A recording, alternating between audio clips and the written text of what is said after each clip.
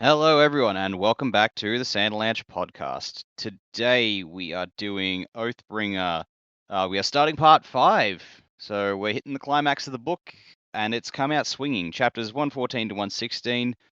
First chapter, we finally flash back to Dalinar's meeting with the Night Watcher, and when he asks for something she doesn't really understand, she kind of blue screens, and her mother cultivation has to just step in and take over. So that's kind of like a weird version of asking to speak with the manager. And she sets Dalinar on the path to not being shit while taking Evie from him. All memory of Evie is gone. So we're kind of right in this. Like, oh yeah, the Night Watcher and Cultivation are the same, but even though they're not, but like they filled the same purpose really in the story that we thought they did. So that was the flashback. And then the other two chapters, like shit is just jumping all over the place. It's crazy. There are so many perspectives. We're in Thalen City. Everyone's preparing for war. Yasna uncovers a traitor in Renarin, of all people. Venli is hanging out with Odium and the Fused. Odium takes over Amaram or something and turns him against humanity, which, okay, we'll figure out how that works. Kaladin has an airborne battle with some Fused in Shadesmar.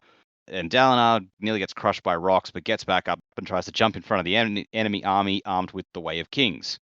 Also, Lift is somewhere and Sazed is watching, so everyone's here, and it's crazy as fuck. Wait, Sazed is here? Seth, sorry. My bad. Yeah, what? I was real confused. I was like, what did he read that I didn't read? I'm so confused. Okay, so missed that part of the story. Yeah, I was about to be like, I'm so dumb. Why didn't I read that? In my notes, I evidently wrote the wrong name with S and Z in it. My bad. I don't know how the fuck I did that. Yeah, Seth is there, and Nail. So I'm Dak, and with me is Jamie. Joe. And Data. So strap in for this wild ride. The Sanderlanche is about to begin. Yearnings intertwined, the golden age in ashes once again. Under stirring stars, in the burning shards, kindle fragments of the falling rain. So look to the break of dawn, to the break of dawn. Stronger together now, we will never. So yeah, 3 chapters this time, but some freaking packed 3 chapters, I feel like. What did you guys think of these 3 chapters? Man, what a set of chapters. Finally getting confirmation of what happened with Dalinar. Obviously, great information we've been wanting for quite some time. I feel like the flashbacks have kind of been leading up to this point. Although I would like to kind of see the immediate aftermath. Maybe we'll get that, but it doesn't seem like it. I feel like now we're kind of like back to the present, and we're probably not going to hit back into the past again, would be my guess. But yeah, finally getting that confirmation of what happened was very, very good. Enjoyed that. These quick cuts. Sometimes I'm a fan of them, and sometimes I'm not. These chapters were very good. I liked everything that happened in them, but it was a little difficult for me to follow the quick cuts this go around. I don't know if my mind just wasn't in the right place, but like when I was reading, I was getting a little confused between perspectives and where we were and what we were doing. But yeah, lots of twists and turns, and still more to come, I feel like, for sure. So definitely excited to finish this book out and see where we end at the end of book 3. But there's a lot of stuff going on, and hopefully our friends will win. Doesn't look like that. I said in a previous episode that we may be headed for like an Empire ending, and that may be the case because there's a lot of stuff. There's a lot of odds stacked against our heroes in Thelena. And so it outlook is not so good right now, but we'll see. Excited to keep going. Yeah, the odds just kind of stack higher and higher as these chapters go. It's not looking terrific, for sure. To quote a book franchise I don't like, well, paraphrase anyway, the odds are not ever in their favor, it seems like. They could pull it out. I mean, Dalinar has his book. I mean, he's got some kind of plan, obviously. I just don't know what it is. Yeah, fair. A lot that just happened. The flashback was good. I kind of want to see a little bit more of Dalinar immediately after it. I feel like there was a bit of like, oh, like I can't really remember her, but let's go get this sorted out and moving on with life. I don't know. I don't know what I was expecting. I don't think it was what I was expecting, but I don't truly know what I was expecting, but I enjoyed the scene. I thought it was cool. I had a very great visual in my head of what was happening too, and I think I really like that when it gets to this pointy end of the story and you've got this amazing picture that you've built up. I have no idea whether it's the intended picture, but it looked really cool in my head. Anyway, I had the snappy bits, changing perspectives. I can see what Joe means by it was maybe a little bit much. It did feel really choppy, but I love it. And I could feel in even Jack just recapping the things were happening. It was like the anxiety as I was reading it was like coming back. I was like, oh, yep, there it is. Like, now characters are not having a good time. Yeah. I feel like we've gotten sort of from discussion, what's happening? Not really sure. Like, oh, there it is. And how are they going to get out of this one? And the visual of Dalinar just like swanning on up with his Way of Kings book under his arm and nothing else just was great at the end. Renarin, I know there was stuff going on with this Spren the whole book, and everyone's like, what's the Spren look like? And of course Yasna's on it, and yeah, that's not fun. I don't know what Yasna's going to do there, but that's, yeah, terrifying that you've got an enemy Spren in the mix. The guys on Kaladin's side with all the Radiants, with Shallan and Adolin and Kaladin, they are all having a time as well. I don't know, there's just a lot. Everything's in the air. And it does look like we're close to the end of the book. I don't know how they're going to get out of this one. I don't know. They'll find a way, I'm sure, eventually, but it's going to be a ride before we get there. Yeah, I mean, you said we don't have that much of the book. We have 15% of the book left at the beginning of these chapters anyway. And this is a big book, though. So 15% is quite a bit still. And yeah, but I don't know that it's going to, like, it's not going to keep us going until the very end. You know, they kind of, there's usually the climax and then there's a bit of fallout out of it. So, you know, maybe there's like 10% of like, happening. Yeah, that could be it. And I see what you and Joe both mean. Like the quick cutting, it imparts like an energy, maybe even when it's really fast, like kind of a frantic energy to the chapters. And for a whole 15% of this book, if it actually went that long, like maybe 10%, whatever percent it is, I feel like that could get tiring. But right now, at least, I agree with you that it's like, ooh, I'm feeling the energy of it. Like, this is exciting. Yeah, and I do think it's a really effective method of saying like what's all going on at the same time, and then because you're getting, we're getting the visual of both sides of the Oathgate happening at the same time, and I feel like it would lose impact if you weren't telling it that way. But it is cool. I do like it. I love this one. Everyone knows every book. I'm like, oh, it's gonna get good. This is me. I don't need to harp on about it, but yeah, it was cool. And you mentioned Yasna and Renarin. Like you said, I don't know what Yasna is going to do here, but I want to probe for deeper thoughts. Like what do we think Yasna might do? I don't know. I had this thought that like sort of between the two cutaways with her, it was like, is she going to kill Renarin? Like, surely not. And then in the second one, when Renarin's like, no, not father, please, no, I was like, I don't think it's going to be as simple, but how would you just go about attacking the Spren? Like, can you sever the bond between a Spren and a person? Like, maybe you could do that. Like, I don't know. I feel like if anyone was going to know, it would be Yasna. That's a good point. Maybe she's researched this in some way we don't know about. Because, yeah, as far as we know, severing the bond, the only way is to, like, mess up your own oaths, right? Like, an outside force? Yeah. We've never seen that. Yeah. I'm not sure. I'm not sure that you could even do it. But it's, Renarin has been led down the path, obviously. Like, he's thinking, well, I would say he's thinking that this is a legit thing, but maybe by now it's not. Maybe that's why he was so timid about it, because it's not quite right. He knows something's not quite right, but yeah, I don't know. I don't know how they do it. On the other side of it, we Renarin. Yeah, I like Renarin a lot. I don't want to see something happen to him, but we know that Yasna has plotted to kill family close to her True. before, so she's not necessarily opposed to that if necessary. Yeah, exactly. And then Yasno, if anyone, is a big picture person. So if she had to take Renard out, I feel like as a reader, I would need a lot more context and a lot more of the information that Yasna might have. Like, we know she's been watching him, but apart from this little dialogue between her and Ivory, like, there's not a lot that I'm recalling that's like, yep, here you go.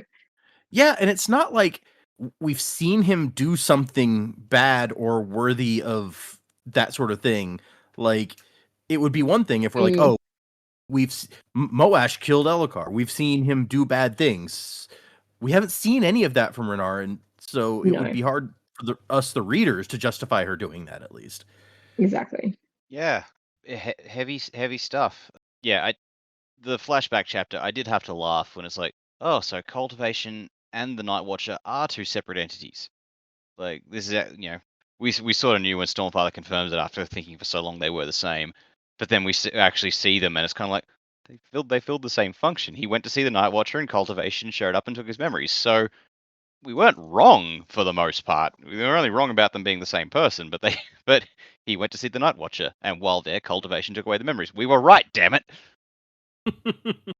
So, but it was cool to finally see it, like see the forest, see what cultivation looks like, and see what the Night Watcher looks like. It was like I do enjoy it when we meet the gods and just have this holy shit, what's going down here sort of thing. So it was just fascinating to watch.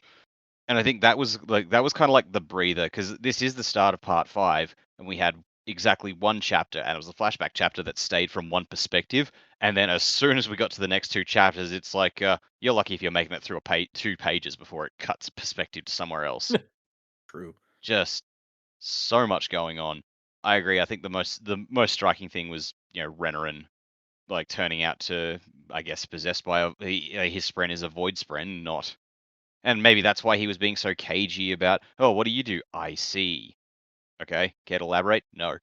But I also just like, okay, so how much of this is, I don't know, like, how much of this is Odium's deal? Because before the Everstorm got unleashed, he was doing the countdown on the walls, like, which seems only to be giving humanity a chance to survive. Like, not like, if it was a void spren working for Odium, surely it would just allow humanity to get fucked up rather than giving them the warnings. So it doesn't seem bad, right? I'm so confused by everything about that. I need to know more. I like that Yasna was the one. It's like, all right, called it. What are we gonna do here? But there's just so much craziness going on at the moment. How has Odium possessed Amaram? I didn't like even the Fused and Venli were just like, wait, you can do that? And Odium's just kind of like, oh, my trade secret. So how? Like, trying to think what I know about shards possessing people. We've only seen Ruin do it, and that specifically required a metal spike tied to his power. So does the entire Sadius army just been touched by Odium's power somehow? I don't know. That's deeply confusing. Lift is somewhere about, because we got a brief glimpse into Gorks's head on the boat while they take off, and he seems to have taken absolutely the wrong lesson from that. I don't know. It's all confusing. There's so much going on, it's hard to wrap your brains around it. Kaladin's having the nice fight, which sort of reminds me of the Matrix Revolutions, the final fight between Neo and Smith, flying through the sky and doing the bring it motion at each other. Oh, I had not made a connection like that, but I could see it. Yeah. There's just so much going on to take in this section, and it's kind of like, well, we're just writing this now, like, just absorbing it as best we can. And then Dalinar jumping in with the book. What a cliffhanger. What a twist. Yeah, I'm hoping maybe finally one of the benefits of the way that we read is that we can slow down, and because it is a lot in these chapters, a lot of jumping, a lot of perspectives, and a lot to try to keep track of. So maybe it'll finally help us for once to get a handle on what's going on if we slow down a bit. Yeah, just pick it apart. Not that it helps that we're taking like weeks between recording at this point, but I probably should have said something at the beginning, like, "Hey, we're back from our 4-week break." But yeah, I'll record something later for that. It's fine. How many episodes after this are there again? After this one, there will be, let me bring it up again. We'll have 3 chapters, 1 chapter, and 3. So 4 episodes after 4 this episodes. Okay. one. Yep. And then we'll have to figure out what we're going to do next. Maybe it'll be time to. I think first we'll probably do a special episode about taking the Radiant quizzes, not just to show what we each got, but to kind of give us a little more information on some of these orders. But anyway, Yeah. we don't need to get into that now. Yeah, Lift is somewhere. She'll probably pop up when least expected, eating somebody's lunch or something. But Yep. uh, But whose lunch? Yeah, she tries to eat, the book, The Way of Kings. Dalinar looks at it, she's gnawing on it. she's like, you're always carrying around this book. I thought it might taste good. The thing is, Lift isn't really a fighter, and we're about to be in a big old fight. So, like, what do we see her contributing to this? But I mean, she has a shard blade, and she can do like magic parkour. So she True. she could actually be really good in a fight if she just dodge, Yeah. ducks, dips, dives, and dodges through the army with a Yeah. shard blade in hand. It's funny you say that. I just rewatched that movie last week. Hadn't seen it in forever, and I was like, man, this is not PC anymore. No. Still fun. I don't think we've ever seen Wendell as a blade, actually. So even that would just be new. She made him a shard fork. Yeah, he was a fork. He was a stick. Lift, please put the fork in Amaram's face. I would be on board with that. That would make me so happy. But I mean, yeah, you said that Gox took kind of the wrong lesson from, but I mean, it's understandable. Oh, yeah, his thought process made perfect sense, but I'm just like, God damn it, what? Like, everything gets misinterpreted, so it's just the worst possible outcome for Dalinar. Like, Dalinar, we thought some of the other characters in the Cosmere could not catch a break. Fucking Dalinar. And we thought last time for a minute maybe Amaram was going to be on our side here, and then of course it turns out he is not. So, well, you know what? If there's anyone we want to see our guys fighting against, probably Amaram. yes, I would be very happy. It didn't feel right being on the same side as that guy, quite frankly. No, I just feel dirty. Yeah. Dirty. All right. No, yeah, I get it. All right, let's get into these chapters then, you guys. So we start out with the cost, the flashback. Dalinar 5.5 years ago, very specifically 5.5, and he's in his cart. They're in Hexy. It says he hasn't told anybody what he's planning on doing, but he's like people have kind of figured it out. And he gets in a conversation with Felt. Do we remember Felt? Hold on, we skipped past the part where he's like, "Hey, I'm gonna go on one last bender on my way there." That's true. He's like, yeah, why not? He's like, I'm just gonna drink as much as I can while I can. But yeah, do we remember having seen Felt before? I remember that we have, but not where he was. Yeah. Yeah. So Felt mentions that he's been this way before, and he went looking for the Night Watcher, but she didn't show up. And he's like, yeah, she doesn't like foreigners, I guess. And Dalinar's like, oh, well, then I might have trouble. He's like, yeah, you're a little less foreign than I am, is what he tells Dalinar. We have seen Felt several times. He's been a scout for Dalinar for a while now. He was in the last book, towards the end of the book, as one of the scouts in the big battle on the Shattered Plains. But we've seen him before that. In that he was, the first time we saw him, he was a spy for House Venture. What? That's why he's more foreign. I get it. Yeah. And later on, after he was a spy for Straff Venture, he was working for Ellen Venture, helping him figure out who was poisoning the wells in Luthadel in book 2. Man, that was literally years ago, Data. You're gonna have to give us a break here. Well, that's why I'm reminding you guys where we've seen him before. Dude, I think collectively between us, that was 3 children ago. You're not wrong. Yeah. And I think I also mentioned somewhere along the way at the time that there was a secret, economy going through the pits of Hathsin back then, and somebody working under Straff Venture was kind of overseeing or participating in sneaking stuff from other systems in and out through the pits. And so Felt was involved in like the intergalactic trade or whatever going on through there. And now he's been working for Dalinar for several years. So he's going to see the Night Watcher, and Night Watcher's like, "Mother, can I go talk to this one?" And Cultivation goes, "No, this one stinks like ruin." Yeah, maybe. Stinks of ruin and preservation. Both. He's the worst. Those guys are dumb. So yeah, this guy's been around for a while. Is the overall point? But yes, So is he? it explains his comment. Is he native Scadrian? Yes, he is native to Scadrial. Okay. Yeah. How are all these people living so long? That's my question. This Yeah. is an excellent question. They're all just like, I guess they're all just invested, and somehow that keeps them alive or Maybe something. Something to do with Shadesmark prolongs your lifespan, maybe. Yeah, or like Scadrial metals can. Well, we don't know that Felt was a Allomancer. I don't know, man. I mean, if he got the right spike, like Marshall. Yeah, if Kelsier's just like telling everybody the secret of his alive forever spike. I'm trying to think. Do we know any investor that makes you live long? I think the I only mean, one we know Ferrochemy, but Oh, that's Elantrian? true. If you Elantrian? had Elantrians, yeah. oh, that's true too. They can live a long time. I was thinking of Warbreaker. We know that if you get up to like the 5th heightening in breaths or whatever, then you're kind of functionally immortal. Yeah, but all these people ain't storing that many breaths. That'd be nuts. No, that's a lot of breaths. Yeah, those are expensive. But so we know there's ways. We don't know all of the ways, I think, is where it comes down. So yeah, like Chris is out there.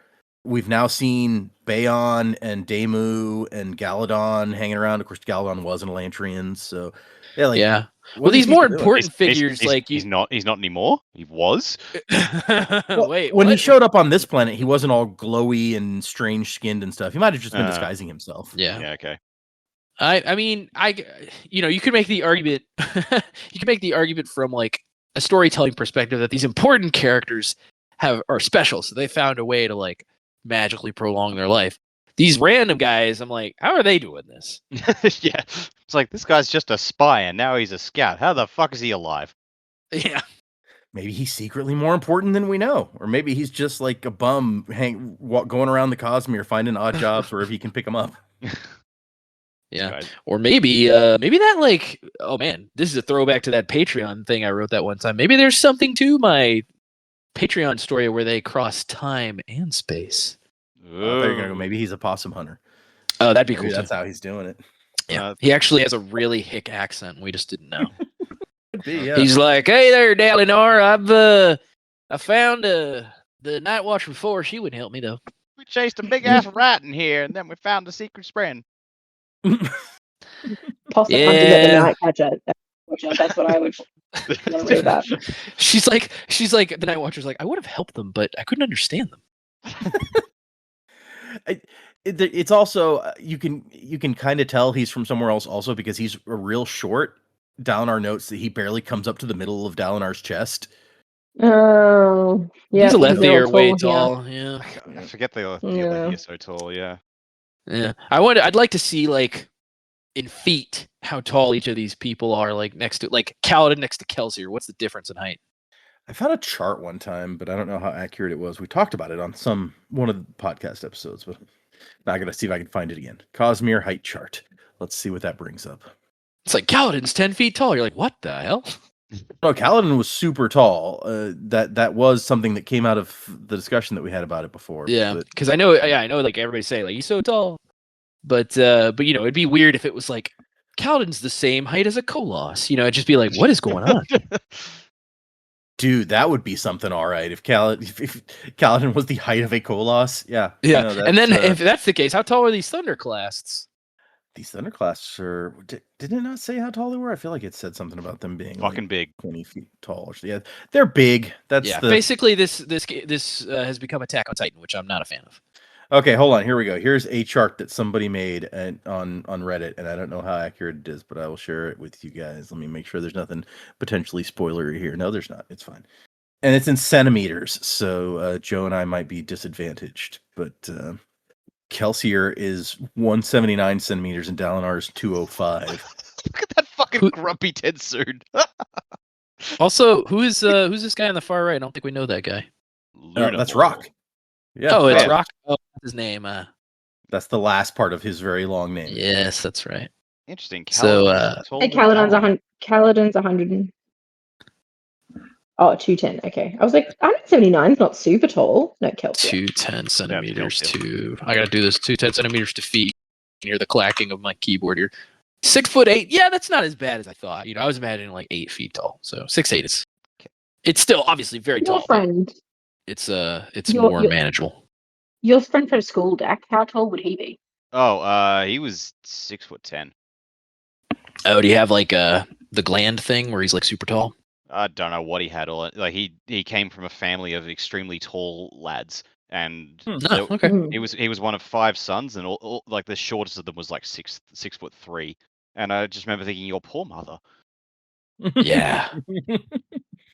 According to Is it this, like my height? Be like universal wife height? Kelsier would have been, according to this chart, like between 5'10" and 5'11". So Yeah, he's so still like pretty as good tall, size. about maybe a little bit taller than me, because I'm like 5'9", 5'10", somewhere in there. Mm. In case listeners wanted to know how tall I was, there you go. I am not that tall. Let me see. And Vin is like 5.5 and a quarter feet. So that'd be like 5'3". She's pretty short. Yeah. Well, Of course, yeah, she was malnourished. yeah. Like, and there was a whole thing. It's like, she was the tiny package that absolutely fucked you up. Like that was Yeah. part of the Right. charm. Just That's the thing. I do love Grumpy Tensoon in this picture though. He's just like, I'm the shortest one. it's like, why am I here? Yes, I think I've Also- only got a couple of centimeters on Vin. In blob form, would Tenson be even like shorter? He can be how tall he wants if he's a blob. Yeah. Also, it looks like Okay. Shallan is like considering hacking off Kelsey's head. She's Maybe they wouldn't Yeah. get along in real life. Who She's knows? just So looking at- Shallan's as tall as me, because 187 meters is like 5.9. Oh, 5.9, not 5'9". I'm Yeah, dumb. so almost, that's like 5'12", just about, or 5'11", I should say, 5'11" and change. So Shallan's taller than Kelsey. That's crazy. Yeah. These What? Rosharans, Seem man. really short, like Why'd they compared to have to- everyone she's hanging out with. I did have to make wax. I think Shallan has commented on the Alethi being like freakishly tall before. Yeah. So yeah. Yeah. Why'd they make wax shorter than Kelsey? Come on. People are different heights. What you gonna do? Okay, sorry. Back to the thing that we're talking about. They come to the valley, and there's thick like forest here, and Dalinar he's kind of like, oh man, that's how do you even get in there? And Phelps like, oh, there's trails and stuff you can find. Why don't we just hang out and you can make your final decision tomorrow night? It's better to go in at night. And Dalinar's like, okay, yeah, sounds good. And then he just goes in that night anyway. He can't wait, and he goes through the darkness, just wandering into this jungle essentially. And then he hears something. He's like, oh my gosh, what is it? It's weeping. Oh, that's not good. And he's, all those memories are coming back, all that stuff that's been tormenting him, and he's freaking out. And here comes a new voice, Son of Honor. Hello, human. You smell of desperation. This lady gave me face eater vibes from Avatar. Yeah, I could kind of see that. I don't know. Ko seems kind of more on the ball to me than the Night Watcher. She seemed a little bit off kilter to me. That's true. Ko knows what he's after. He's after Yeah. faces. I sort of got the I think the name was the Angel of Death from Hellboy 2. I'm trying to remember Hellboy 2. I remember the Golden Army. Yeah, right before they went to fight the Golden Army, there was because spoilers for a nearly 20-year-old movie. Hellboy was dying because he had the spear close to his heart, and so that little goblin dude led them to this angel who was able to take it out, but it had to be a choice thing. He had the to want it. Guillermo del Toro creepy thing. Yeah. Had eyes all over her wings. Yeah, I haven't seen that movie in a long time. Excellent Good movie. Um, Much better than the reboot Hellboy they did. Which one? Burn David Harbour. Yeah, that's true. They did a couple of them. Yeah, they did a second one without David Harbour. It was even worse. It was, yeah. I didn't see that one. Don't bother. And then now they're bringing Ron Perlman back, right? I think that ship has sailed. Just go watch the animated Hellboy movies. They're actually pretty good. Been meaning to do that. Need to get access to them. Anyway. They're fun. Yeah. But no, I can kind of see that. Although it says she seeps out of the darkness, shaped vaguely like a crawling person with 2 long arms. So yeah, that's creepy. The other thing here is, we're in a forest and here comes something oozing out of the darkness. This is fucking Ferngully. I was gonna say Fern Gully seems a little cheerful for this, but Fern Gully gets dark. Yeah. So yeah. Yeah, but just Yeah. like Tim Curry as Hexus. Yeah. There's your crack casting for this week. Tim Curry is the Night Watcher. Okay. Okay, interesting. But the Night Watcher's just like, hey, what do you want? What boon drives you? Renown, wealth, skill? Do you want to swing a sword and never tire? Do you want to be beautiful, have followers? I can feed your dreams, make you glorious. I need to just jump in here and point out she calls him Son of Honor and Son of Odium. I'm like, Yep. hold the fuck on. I thought these were just like the humans here were just honors people. Was Odium involved? Like, it was bad enough Preservation got into bed with Ruin. What the fuck was Honor thinking getting into bed with Odium? This is a good question. Yeah, no, maybe she just means, philosophically, like he's destroyed a bunch of stuff in the course of his life. Okay, I need to know the shard dynamics here because this is starting to get confusing as shit. Yeah, and I mean, cultivation just shows up here and it's like, what are you even doing? She says, what boon do you want? And he says, forgiveness. And she's like, oh, like she does not know how to deal with that. So she goes back like, well, do you want stuff like spheres, or what about a blade that bleeds darkness and cannot be defeated? I can give it to you. What, Like, wait a second. Nightblood already? Yeah. Do you have Nightblood? Like, we still don't know how Nail got it. Maybe Nail came and was like, hey, Nightwatcher, let me get that cool sword. Yeah, I saw this one dude with that. I couldn't take it from him. Why not? Oh. But I do like that 5.5 years ago, she knows about Nightblood. So maybe she knows Nail has it and Nail owes her one. So she's like, I can call in a favor. Yep. And he's just like, please tell me, can I ever be forgiven? And it's just like, that's not what he intended to ask for, but it just kind of came out. And she's like, but that's not a boon. What can I do? Just go to Bender. It's like, are you familiar with the robotic phrase, does not compute? Yeah, basically, right? And then another voice says, that's enough, child. And the Night Watcher's like, mother, he came to me. I was going to bless him. And she's like, yeah, thanks, but this one is beyond you. I got this. Don't worry. Yeah. And so there's a woman with brown skin and a sweeping brown dress. And actually, that reminds me, they're coming out. We tested for the second year in a row, we play tested at the convention this new trick-taking game that they're coming out with called Shards of Creation. And last year when we tested it, it didn't have any of the art done yet. It was just plain cards. They had the art this time. And it's kind of like Spades, except the suits are different shards, and each shard suit has like a special way that it alters the game, except for I think Honor. But anyway, interesting. So so it's like Honor and Preservation and Ruin and Devotion and Dominion and Cultivation. And so this year they had the art. They've got images of each of the shards, and they look very cool. So yeah, the image of Cultivation does not have a brown dress, because I feel like brown on brown would have not looked great for the art. But do you have to bid like in Spades? Because I don't like games where you have to bid. You do not bid. It's just a matter of taking the tricks. So cool. Here, let me see if I can find.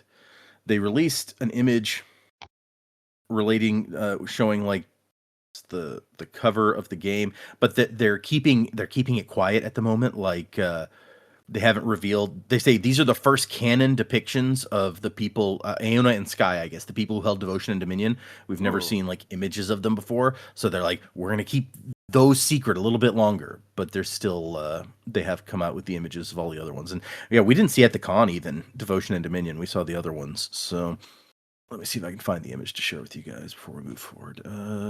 Well, here's a couple of images. Like here's the one of Honor, but I don't see.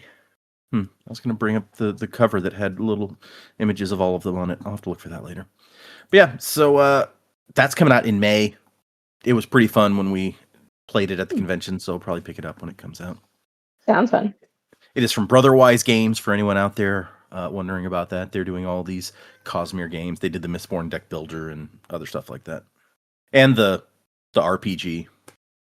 So she's like, here, Dalinar, come with me. And he's like, who are you? And she goes, someone beyond your authority to question. She's like, no questions. Just do what I say. Who are you? Shut the fuck up. Yeah, basically. And she says, forgive my daughter. This is the first time in centuries I've come to personally speak with one. I let her hold court here. It helps her understand you. And then she's like, why are you even here? Like, don't you serve the Almighty honor? Like, look to him for forgiveness. And he's like, well, I talked to the Ardents, but I didn't get what I wanted. And she's like, you got what you deserved. The truth you have crafted for yourselves. So, okay. And then she comes down. Eventually, she's like, you know what? Fine. I'm going to give you a boon. I will not make you the man you can become. I will not give you aptitude or strength, or take from you your compulsions, but I will give you a pruning, a careful excision to let you grow. And I love the line where she's like, you were always bound to come to me. I control all things that can be grown, nurtured. That includes thorns. So, of course, the blackthorn had to show up.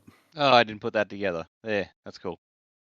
And she says, I'll give you this, but I'm going to take her from you. And he hesitates for a minute, like, wait, you're going to take Evie? She's like, yeah, all the memories of her. That's the cost. Should I not? And he's like, no, do it. And then we just cut to him the next morning coming out of the forest. And I love that, like, now that all this is gone, he's just like, man, what kind of stupid shit did I come here for? Like, this is so dumb. And Felt's like, hey, is there anything that we need to know about what happened? Like, I heard of a guy one time that everything, after he visited her, everything he touched fell upwards instead of down. We'd like to know about stuff like that. Yeah, that's a good call, man. It's like, I don't want to turn into like gold or drop dead because you touch me. Yeah. And Dallar's like, no, my curse is for me alone. And he realizes he's like, he can't think of his wife. He can't picture her. He has Felt say her name and he can't hear it. And he's like, wow. Yeah, I mean, I suffered. I guess I broke down all these years because I lost the woman I love. I failed to save her from assassins. At least I assume I loved her. Oh, that's weird. Didn't fix everything. He still feels bad about failing his brother. He still wants to drink to numb the grief. But no, I can break that habit. Had he really been so weak he needed a forest spren to relieve his grief? And he's like, we need to get to the army. Let's start planning for our conquest of the Parshendi. And somebody bring me the Way of Kings. Last time I heard it, I was not in my right mind. And so, yeah, there's our long-awaited moment of Dalinar visiting the Night Watcher. I love just the complete 180 in thought he does afterwards. It shows what a big difference that made when he's just like, what kind of idiot? Why'd I come here for this stupid stuff? Yeah, let's get out of here. Let's go avenge my brother. But he's not quite back into angry steak cutty moment with the knife, so. No, yeah. He's still changed, evolved, even as a person. Yeah. And chapter 115 is The Wrong Passion. And the epigraphs here are from the Isla Stelle, which we heard all of before, I'm pretty sure, so I don't know that we need to go into them a whole lot. But this is the part where it's like, they came from another world, they destroyed their lands, and have come to us begging. So, okay, that's... And Dalinar's in Thaylen City, and the Everstorm has arrived, or is coming, but the Everstorm is driving the ships before it, and the ships of the enemy. And the Stormfather's like, yeah, he controls the storm, he uses it as Honor once used me. So yeah, that's not good. We kind of knew that was happening, but still. Not only, it says it brought those enemy ships to the coast here, but then it just it says strangely, it did not proceed. It just stopped out there. So in a way, that's even scarier, that it can just pause for as long as Odium feels like. But fortunately, we've got Amaram and his troops out here. They're sure to make a good showing against these Parshendi. Yeah, okay. Yeah, he's like, oh man, this Odium, he's playing for everything. And the Stormfather's just like, yeah, that's what he does, man. And he asked the Stormfather, now that he has these memories, like, why did cultivation do that? She said she was pruning, that it would grow back. Why did I have to remember? And the Stormfather's like, I don't know. Is it relevant? Like, why do we care? Stormfather, he has the tact of a sledgehammer. Stormfather would just be like, I make thunderstorms and throw rocks at people. The fuck do you want from me?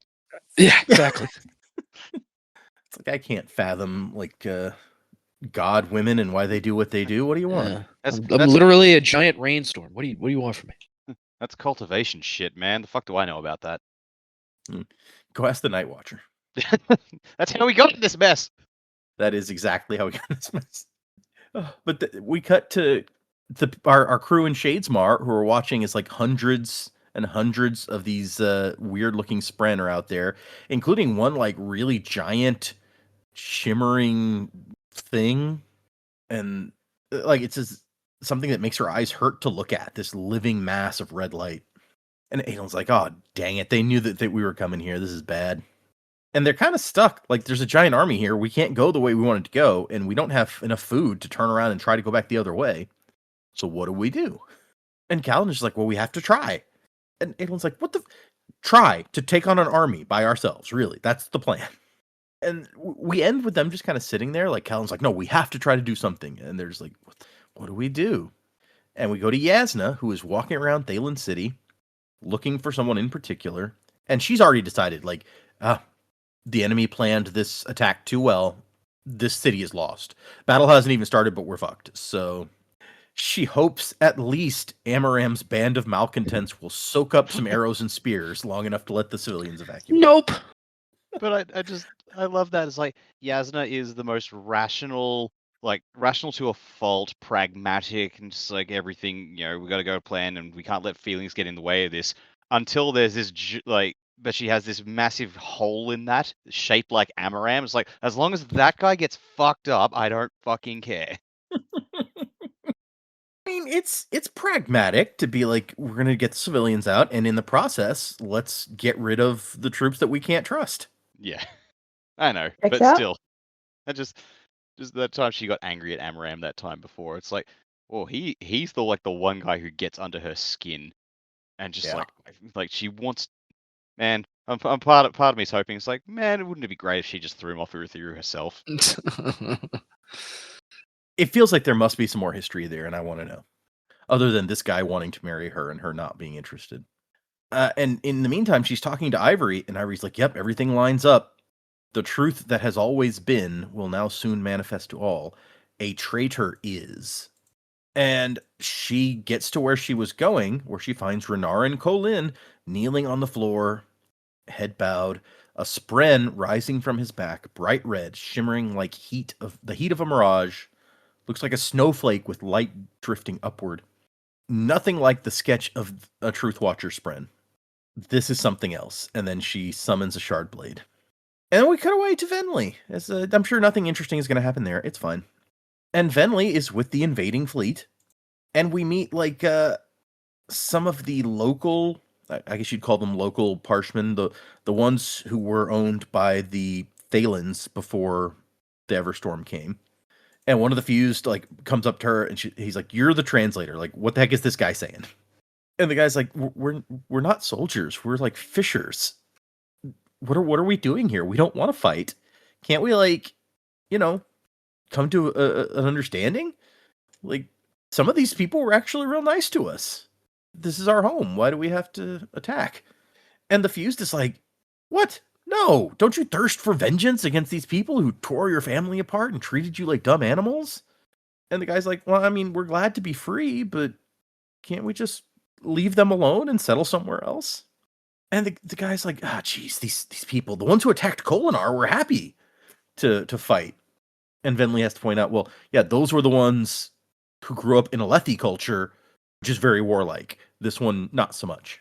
I mean, that's sort of the case with all the Parshmen who became sentient kind of had the reaction of their homeland. The ones in Alethkar sought to fight back because the Alethi are warlike. The ones in Thalen City jumped on boats because they're sailors. And the ones over in Gorks's place, it's like, this is the bureaucratic place, so they negotiated. Yeah. Yep. They were requesting compensation or something and sending. Yeah, it was. Yeah, which makes me wonder, did they attach to the culture of the people around them because they lived into that culture, or was that their original culture in each of those regions? And when the humans took over, they adopted the traits. Did they adopt the Parshmen culture? Which came first? That's kind of cool. Yeah. I just assumed that it was the first one because, what other culture would they ever have known than the one that they grew up in? But no, that's a really interesting question. I like that. Yeah. And then Venli sees some other stuff, some other ghostly spren start to show up.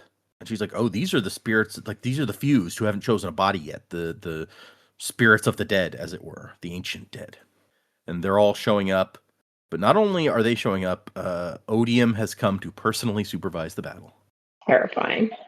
Yeah, it's not good. I mean, yeah, and not since Ruin have we really seen an actual shard come in person to this event. or to an event like this. Yep. That can't be good. Ew.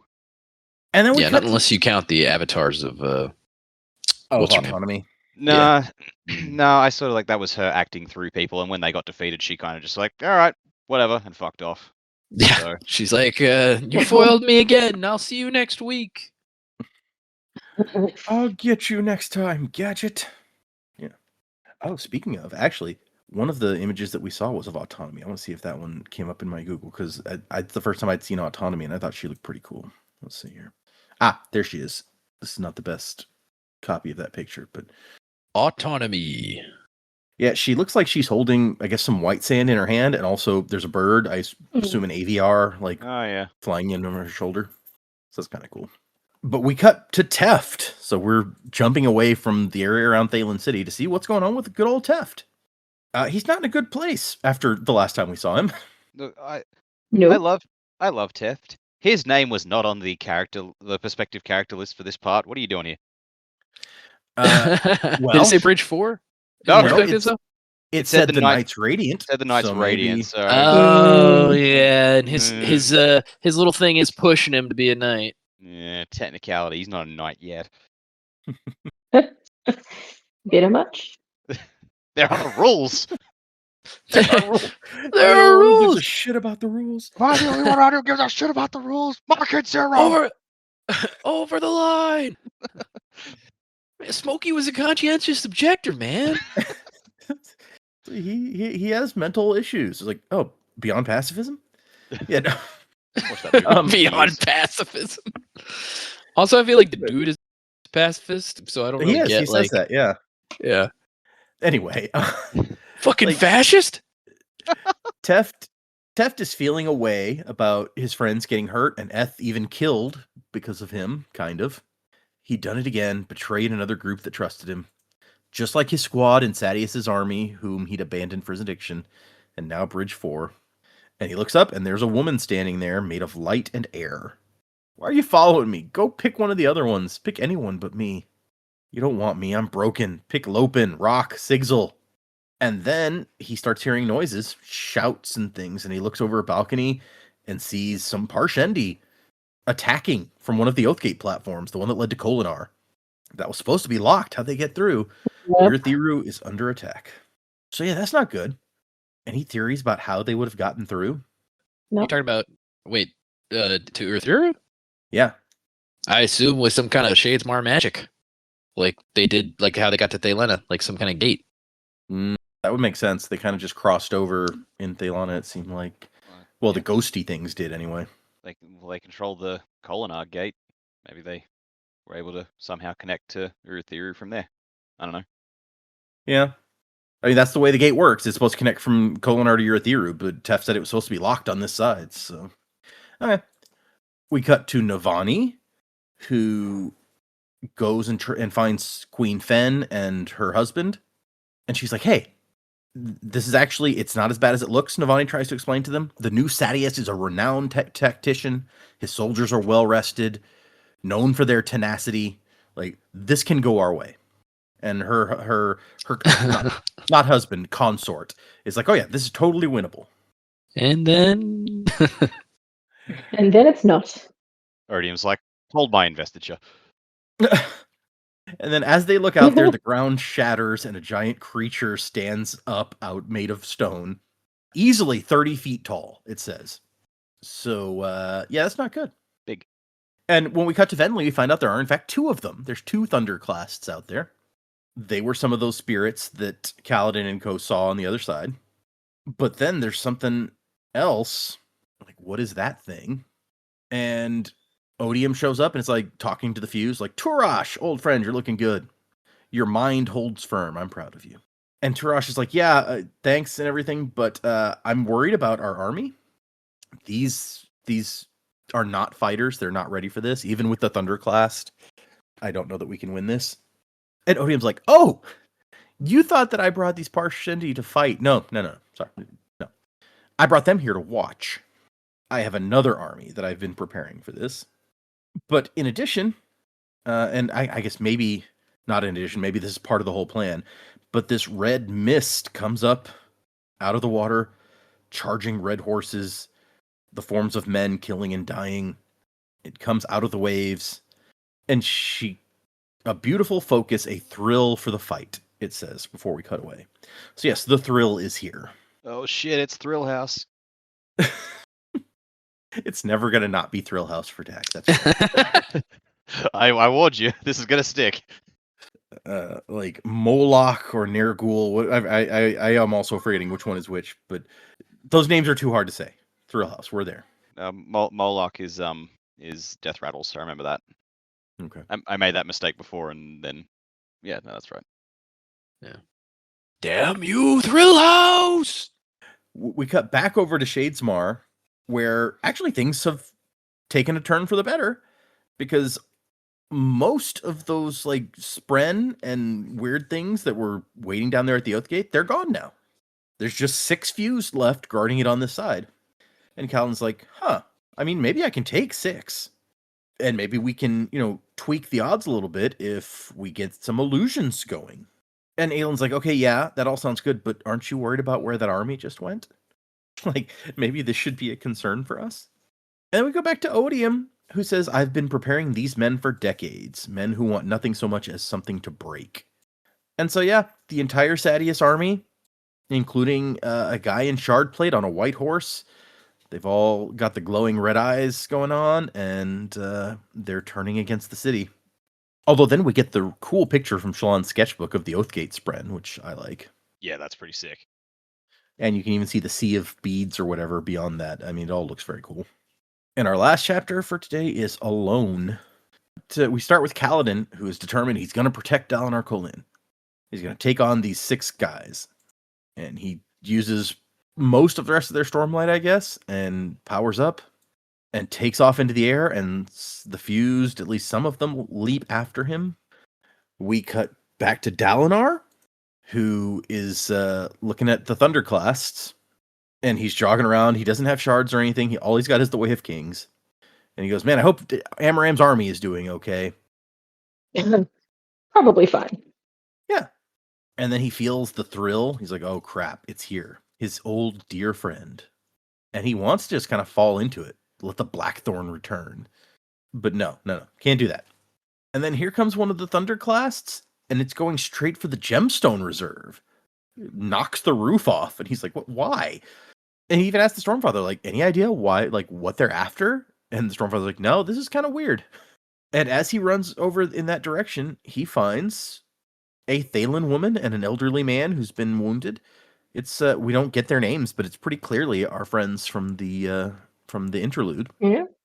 And Risen is like, hey, they tried to steal this ruby, the King's Drop, before, and now they've come back and taken it. It's like the whole subtlety thing didn't work out when they wanted to sneak in and steal it, so they just ripped the roof off and took it. Renarin's way was too slow. And Donner's like, why? Like, he's near like, why would they want a gemstone? Not only that, like, when they knocked the roof off, like, gemstones went flying everywhere. Like, they're all over the place now. And it's like, they don't want the riches. They want this one thing, but why? And that's when he gets to the hole the Thunderclast made in the wall and looks out and sees all the red eyes. But they're wearing Sadius uniforms. Not good. Yeah, that's that's what we expected. That's what we wanted, right? I imagine some part of his brain is just going, how the fuck am I going to explain this one to Eli? Oh yeah, no, I imagine some part of him's like, man, I should have known Amaram would find some way to fuck this up. God fucking damn it. I don't like Amaram. None of us like Amaram. We're not on Team Amaram, that's fine. I do think it's a bit unfair, though, that he doesn't, like, get his as him. Like, being on Odium's side. I'm like, I don't know. I don't think that's fair. If he's going to get his comeuppance, I'd rather it be as him, not being controlled by the Thrill and Odium. That's fair. I guess we don't know. Odium says, I've been preparing them for decades or something. We don't know how much control or not control these guys have over their own actions. We'll have to see. Yeah. And so we go back to Yasna, who's standing there with her shard blade, standing over Renarin, her cousin. And Ivory, her spren, a spren is. The wrong spren is. This is a spren of odium. But a human bonded to one? This thing is not. And Renarin, I don't know that he's even noticed her there. He's just on the ground whispering, like, no, not father. No, please. I mean, he hasn't noticed it, but the Spren did. The Spren's like, oh shit! Yeah, it says it panicked and disappeared. Yeah. Oh shit, it's Yasna! The scariest of all the Kolins. That's funny. Forget the Blackthorn, like Yasna. That's the one you got to watch out for. Shallan, we cut back to into the cognitive realm, into Shadesmar, and Shallan has created an illusion of an army, people from her sketches, even some Spren, about 20 people.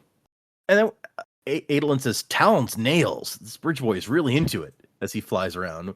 I feel like that's a new swear. Like, do all the heralds have these? Is it like someone just be like, oh, nails, knees? We know we've heard Ash's eyes a lot. We talked about that before. Yeah. So yeah, maybe. Jezrian's giblets. Now I want to see that one. Okay. And she's like, I'm using up all the stormlight on these illusions. I don't know how much I need to open the Oath Gate, if I can even do it. And so Adolin and Pattern and Syl and the Spren of his sword, they all get into the line with the illusionary army so they can kind of fight or pretend to fight. Meanwhile, Shallan is going to sneak around and get to the Oath Gate Spren. And she's like, hi? And that's when we cut away from there and back to Venli. You missed the bit, like, Adelin's like, oh, we'll be fine. He looks at all the Spren's like, right, guys? And Patton's like, yeah, I don't like being stabbed. And Adelin's like, yep, right call, mate, right call. He says, wise words, friend, wise words. I like how Adolin and Pattern get along. Adolin and Patton are like best friends, and it's amazing. Such a weird relationship, but it's amazing, yes. Let's see. So Venli sees one of the Thunderclasts come back out of the city and set something down. And it's like, oh, it's a couple of fused. And they move with uncanny grace. And they're carrying a rock. And she's like, wait, is that why we came here? For some rock? And Odium's like, no. That's just a precaution, a last-minute addition to prevent a potential disaster. The prize I claim today is far greater, even more grand than the city itself. The conduit to my freedom, the bane of Roshar. Ominous. Forward, child. I may need you to speak for me. Yeah, so what is that? I don't know. I don't know what Odium's after at this point. It's like, I thought it was the city, but he's like, nah, I'm here for something even better than the city. Yeah, it's like maybe that ruby's actually like a gem heart of one of the shards of the planet. Like, I don't know. Maybe. Because, we had Adium, right? His body was like the metal. Oh, that's true. So maybe like their bodies are like gem hearts. Yeah, okay. I mean, he specifically tells Venli that the gem is a last minute addition to prevent a potential disaster. I mean, sure, that doesn't necessarily mean that Joe's wrong. Just it's not Plan A. That's true. Yeah. Maybe he's like, yeah, there's something here that I can use to fuck up Roshar, and if that fails, I can use Cultivation's power from this gem or something. I don't know. If he could get influence over, for instance, cultivation through that could be very useful. I imagine, like Atium was still alive. That's why the Atium was his body and was still everywhere. Because like when the Atium was still around after he died, because the power just went to, I don't know. Anyway. Yeah, because the power still existed and Sazed picked it up. Yes. So Atium still exists. So yeah, it could be part of Honor. I was gonna say because Honor's dead, like, and he got splintered, but when he got splintered, that dispersed. Fucking hell. Anyway, I'm just keep going. There's so much we don't know about that. I'm like there's a fucking hamster in a wheel trying to figure this out. And we got to Kaladin, who's flying around, and he is impressed by how these 4 fuse that are chasing, how precise they can fly. When he has to use lashes that just make him fall in that direction, essentially, and he's gotten good at it. But these guys seem to somehow like have much more control over what they're doing. They're so graceful. They don't jerk this way and that. And he's just trying to avoid them. He thinks I don't need to fight them. I just got to keep them busy long enough for Shallan to activate the portal. But the fused also have these really long, like he has a harpoon. They have these really long weapons, these big spears. and that's a problem because he can't summon his shard spear or blade or whatever in Shadesmar. Syl is down there fighting. All he's got is his harpoon that he got from the ship or from the store before that. I forget where he got it. Doesn't really matter. And he's dodging around, trying to not get swarmed by these 4 guys, but also to keep them distracted. And his section here ends with, like, he belonged in the skies with these creatures. Time to prove it. Very dramatic. His stormlight ran out. Yeah. We knew he didn't have that much to start with. And we go to Yanagon, Prime Aka 6 Yanagon the First, or Gox, as is much easier to say. He's on the boats with his people, with their fancy hats. And I love his argument. It's like, well, Lift thinks that we should have stayed at Thalen City. And the other's like, yeah, that's not... We don't base our decisions on what that kid thinks. I love that. You listen to her far too much, Your Imperial Majesty. And he says, she's smart. And Nora goes, she once tried to eat your cummerbund. Not that smart. She's like, no, not that kind of smart. The other kind of smart. The kind that knows it's wrong to betray a friend. I think we should go back. And we have a discussion about the power of the Emperor and how that works under this society. They've got, like, checks and balances, basically, unlike the Alethi. And they try to, even to his face, go with the story. It's like, you were chosen by Ysir himself. You performed a miracle. And he's like, no, I was picked because everyone else was too scared to take the job because they thought the assassin in white was gonna kill them. And also, Lift performed that miracle using powers you now claim are too dangerous to trust. So, Boom, like, roasted. Don't bullshit a bullshitter, okay? Good on him. Yeah. And then a guy shows up, the guy who's supposed to be watching Lift, and he says, yeah, I'm sorry, I've been stuck down there this whole time. She kicked me in my spheres and stuffed me under the bed. He kicked me in the balls and ran away. Now I don't know where he is. Like, this is back before the ships even left. Like, she ran off, so she must be back there still at Thalen City somewhere. I just love the fact that, of course, they make such a big deal about spheres on this planet. Of course, that's going to be slang term for the genitals. I love it. That is just a brilliant touch. She kicked me in the spheres. What else would it be? Yeah. And then news comes. News from the city. And Nora, the Vizier, is like, oh, good news? Well, it turns out the Alethi have turned against the Thalens and are now trying to conquer them, and they've been allied with the Parshmen all along. And so it looks like we were wrong. Gox was wrong. The Alethi were traitors. After all, this really was the end of days. Totally understandable that that's how this would look and sound to these people, even if it's completely inaccurate. Yeah. The logic is sound, but you're just like, fuck's sake, really? On fact check some things before jumping to conclusions. Yeah, I mean, the Alethi army turned against the city. That part is factual. They were in league with the Parshendi all along. Well, that you're elaborating on that from that, like, you can't know that. Yeah, there's nuance there. Yeah, and we go back to Shallan, who's talking to the Spren of the Gate, and they're just like, yeah, sorry, you can't go through. And she's like, but I have Stormlight to give you. And they're like, yeah, no, it doesn't matter. We are locked by the word of the parent. Your parent said you can't come through. Yeah, the parent is now dead.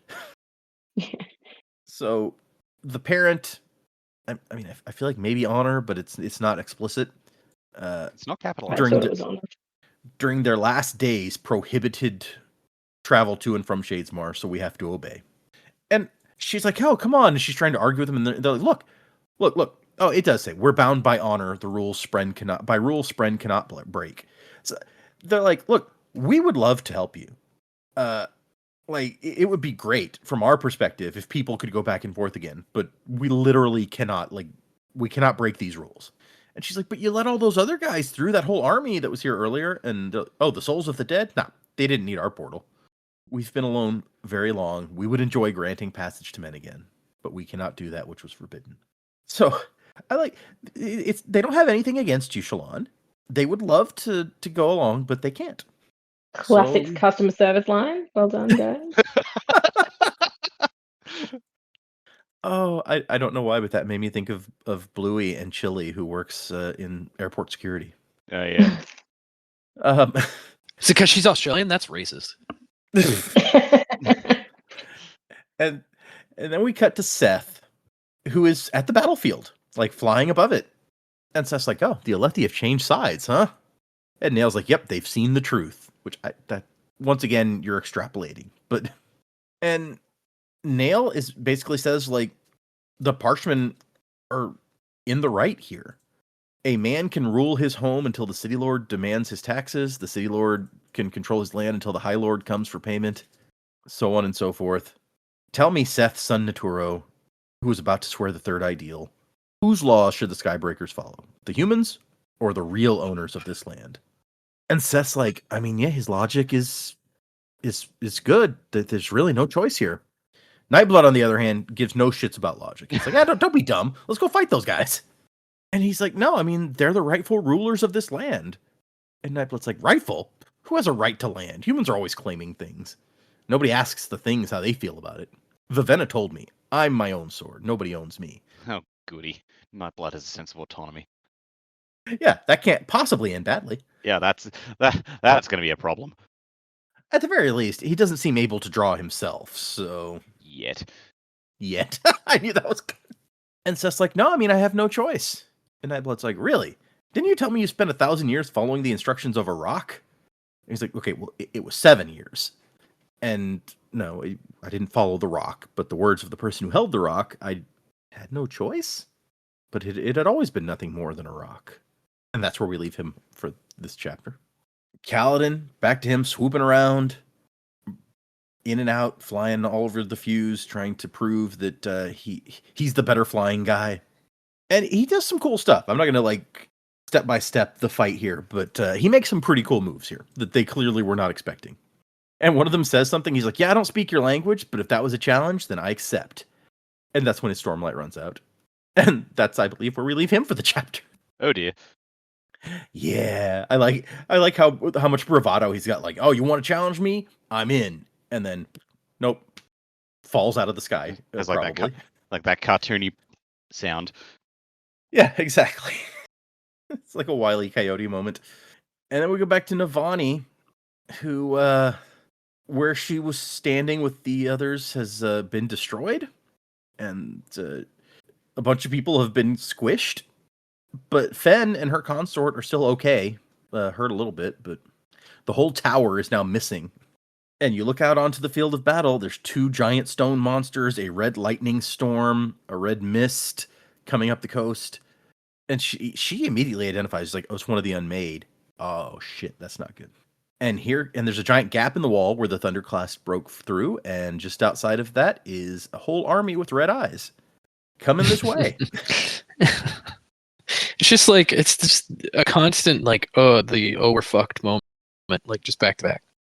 Yeah, everybody is having their very own we're fucked moment, and they just stack on top of each other. Yeah, if this was Futurama, bricks would be dropping all over the place. And she's like, geez, how are we going to fight this stuff? Like, we are so fucked. And that's when she sees a guy picking his way the other direction, blue uniform, carrying a book under his arm. Unaided and defenseless, Dalinar Kholin stepped into the gap in the broken wall and faced the nightmare alone. And that's the end of our section. So, yeah, that's, we've stacked up the odds quite severely against us. For the next time, we're reading 3 more chapters, 117, 118, and 119. And those 3 chapters are called, 117 is Champion with 9 Shadows. Oh, shit. 118 is The Weight of It All, which, yeah, I can imagine that's... and 119 is called Unity. So, let's go to predicaments. We have set a very unpleasant stage here.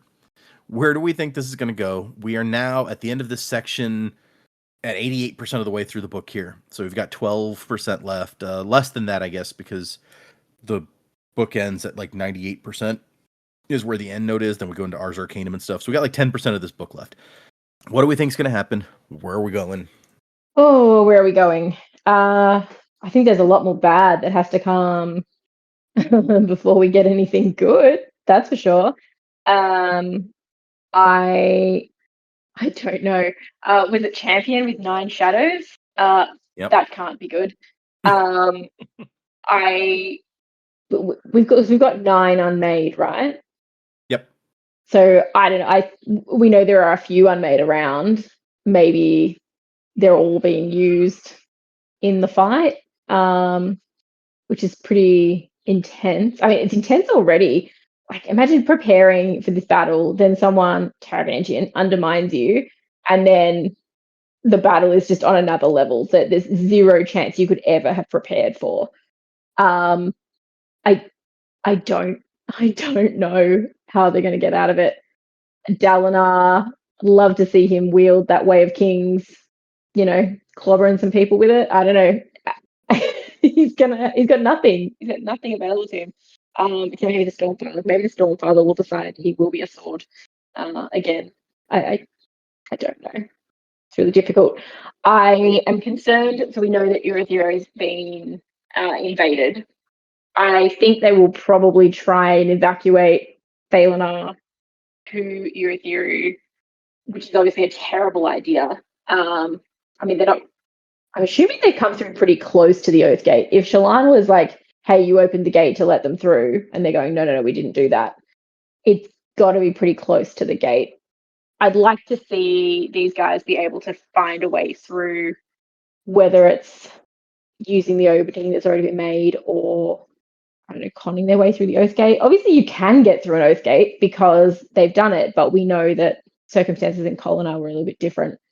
So I'd love to see them get through. I think we're going to have Teft. He's going to have to speak some more oaths or, come to his own now, because he's feeling pretty bad about stuff. But he's the only one who knows, like, he's got to sound the alarm, right? So I think Teft will step up. I think, I don't know. I had the thought, and I don't know whether I fully stand behind it or not, but I had the thought that, yes, someone attacking in the Bridge 4 uniform he's like, yeah, I sold my uniform and they've come in, but I had this awful thought that maybe it was Renarin being wielded the way that he is, whether that comes out in a prediction somewhere or not. And Lift, I think Lift is going to have to come through and be the hero in Thalanar as well. She's kind of their only hope now, I think, unless we can get some other radiance through. Yeah, it's about all I got. Help me, Lift. You're my only hope. Yeah. I mean, yeah, Lift seems to be the one wild card we potentially have here. And what a wild card. But what can we picture Lift doing? Is she going to decide to go with a sword and start actually cutting people up? We've never seen anything like that before. So, from her specifically. So, yeah, that's... Yeah, I don't know. Like, she's a bit of a wild... Like, who's banking on her being there? Like, whether Odium really knows about her or not, I don't know. But she could be distracting enough. Like, even you think about, even if she could slow down Amaram and the army, like, yeah, they'd be under Odium's control, but if she's annoying enough and they just can't quite get her, that could slow them down enough to buy Dalinar and others some time. That maybe? I would trust her to do, yeah, to be annoying. I think she could handle it. Yeah, it seems very in her wheelhouse. Gotta play to your strengths, you know? Is that the only wild card that we have? I'm trying to think. There was so much in these chapters. Like, what other potential... Seth? You almost said Sazed again. I almost said Seth, again, yeah. but yes. Sorry. That's true. He is there. We don't know what he's going to do, if anything, but he's there, so... It seems like Seth has to kind of pick a side. It does. Although it's almost scarier that it seems that Nail, a herald, has already picked a side, and it's not ours. And it's not ours, yeah. That might be bad. Oh boy. I mean, I feel like we're setting up for an Empire ending, like I said, right? So it's very possible that our friends are going to be in very big trouble at the end of this. And, Odium may win the day with his special trickery. I do think maybe that ruby thing that was stolen, it's gotta be a gem heart of some kind. And the fact that it, like, basically continues to emit stormlight after all this time, I feel like has got to be a reference to it having some kind of larger power, right? Whether that's a shard's gem heart or some large portion of investiture, which is why Odium wants it, because it sounds like it can be a weapon that's wielded against him. Could it be from honor? Maybe, but I don't really know, you know, how to kind of figure that out, like what it's from, who it's actually for, and all that. So, yeah, I'd be interested to know for sure what it is, what it does, what it's from, all that stuff. Be excited to kind of get to that point. Hopefully that'll be revealed in this book, but I feel like that's a large piece of the puzzle that we kind of need to know about. Now, that little bug flying creature thing that lady has sucked some of the power out, so like, is she gonna play a more major role? Like, what's that going to look like, if anything? Or was it kind of just a tease of like, look, this thing did this thing, what could it do? But yeah, in any like larger sense of where we're going, I'm adrift again. Like, I'm not sure, don't really know where we're headed this time around. Only to say that I know that it'll be interesting. I don't have a lot this week. I kind of just want to get to the end of the book and figure out what's going on. So yeah, but hopefully we'll see soon what all's happening. What Dalinar's plan is with the book in his hand. I mean, he's got some kind of plan. Hopefully that's good. And I just hope Amaram, I think we talked about this earlier, I hope Amaram gets pushed off a cliff. Like, he's the worst. He's the worst, right? He's like, he had this, you know what? I dislike him more than Sadeas, because at least Sadeas was like kind of upfront about what he was doing. Whereas Amaram's just like, no, you got to trust me, I'm a good guy. And then immediately turns around and like proves himself to not be a good guy. So yeah, he's the worst, and I hope he dies. I predict he will die by the end of this book. There you go. Sadeas never claimed to be like this good, honorable man, even when he was doing shitty things that he didn't outwardly proclaim. That it's not like he was working hard to hide it. It was just like, I can't come out and say this because that's not done. But wink, everyone knows. I think Sadeas had a scrap of integrity, not necessarily good integrity, but you could, for the most part, he committed to his ideals. Amaram's just, I'm the most honorable guy in the kingdom, everyone likes me. And then Dalinar says, actually, you're a fuckwit who kills unarmed soldiers. And Amaram's like, but I was supposed to, I'm still a good guy. Yeah, who cares about dark guys? I'm a good guy. They're just a means to an end. I'm the best. I did it to save the planet. Yeah, Bridge 4. Wait, no, that's the other guy. Oh, if Amaram gave the Bridge 4 salute, that would be a thing. Yeah. Just be like, get the hell out of here. I like that you addressed Dalinar and his plan, because I was actually just about to ask you, like, what do you think Dalinar's plan is with this book? And you're just like, I assume he has a plan. I have no idea. What could be the plan? He's holding a book. I mean, he sucked up some stormlight, so I assume he's got something going on. He can reconstruct buildings and stuff, so that's cool. But like, yeah, I don't know. I don't know what his plan is. I don't know what he's gonna do. Yeah, fair. Okay. Flattens Amaram's head with the book and just goes, the pen's mightier than the sword. Yeah. Just stab Amaram with a pen. Yep. I don't know what's happening either. I think I predicted last time that Seth might be the, everyone's having this crisis over the whole, like, but we're not the rightful owners of the planet. Seth's like, that doesn't mean you don't have the right to live. And Mr. Law and Order, dun dun, is gonna be the unexpected hero for the Alethi. Dun dun dun dun dun.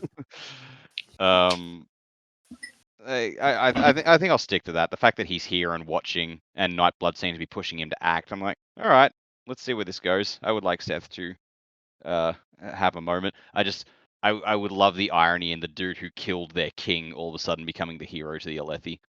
That would be hysterical to me. Not the other dude who killed their king. Like, Moash can, of course, die in a fire. But Seth, like the one who killed the king that we like. Fair. Yep. Yeah, I can't see his lift having like a massive role in the climax because she hasn't really been much of an entity in this book. Like we've seen her in bits and pieces in the visions, but other than that, she was just kind of there, hanging out, eating food. So she will have some part to play. The fact that she's still around means she's going to do something cool. I like the idea of her parkouring over people and sticking a fork in their eye. So, Mm-mm. we'll see how that goes. But I don't even remember what the other two chapters titles are. I just remember the first one is Champion with 9 Shadows, and I'm like, fuck yeah, I've been holding out for this for a long ass time. Who is True. it? Like, is it Venli? Is it someone else on this? Now Amaram is a possible contender, seeing he's on Odium's side now. So, but I feel like that wouldn't be the case because unless Odium is banking on that, Dalinar, because we know Dalinar would enjoy belting the shit out of Amaram, so maybe that would push Dalinar over the deep end. Yeah, let the hate He flow did through say you he and all wanted to that. punch that guy. Yeah. Yeah. Maybe this is Odium going, let the hate flow through you. I mean, that would line up real perfectly for us and for Kaladin, at least, if Odium chose as his champion a guy that we already hate. Yeah. Yeah. I get the feeling it's not going to be that simple, but I don't know who else it could be. It's like really the only people on Odium's side that we know are Venli and Amaram. So, Yeah, I mean, we don't really we know the other. anyone else. Yeah, I mean the other fews are there and they're kind of dicks, but we don't really have a stake in them. So I don't. Yeah, it's true. Like yeah, unless he pulls out some supreme bullshit and and he has a herald on board, like another herald on board. Maybe it's the angry dude in Tukar who Nail's taking his marching orders from. Ooh, that would be spooky. I wonder. It sounds like Nail is deciding to side with Odium. Like, does Odium know that? Maybe that's who he can get for a champion. Nail, get in there and fight Dalinar. Renarin also. Oh, Renarin, that's yes. true. Oh, oh, fuck yeah. Mm.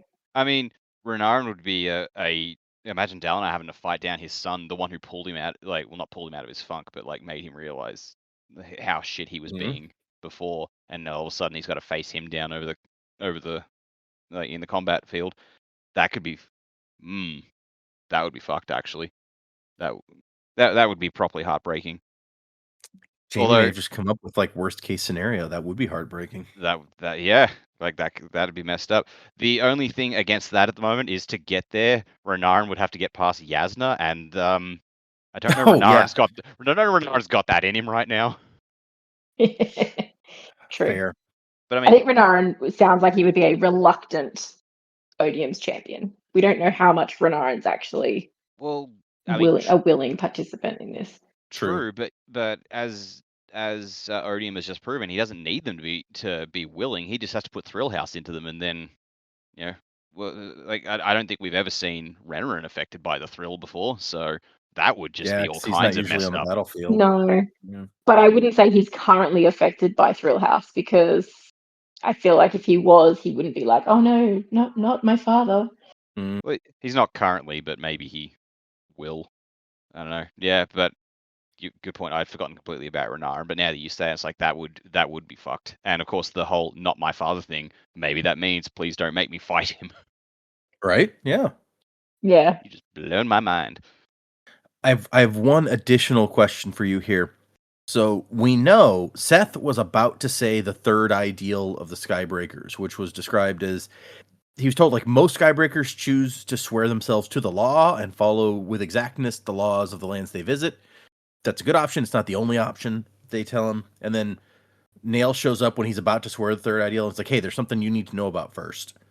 And he brings him here to tell him about this stuff that the Parchment are the true owners of the land, whatever. What do you think Seth is going to swear as his third ideal? He's got to choose to follow something outside of himself, essentially, is what they told him. So what do we think that would be?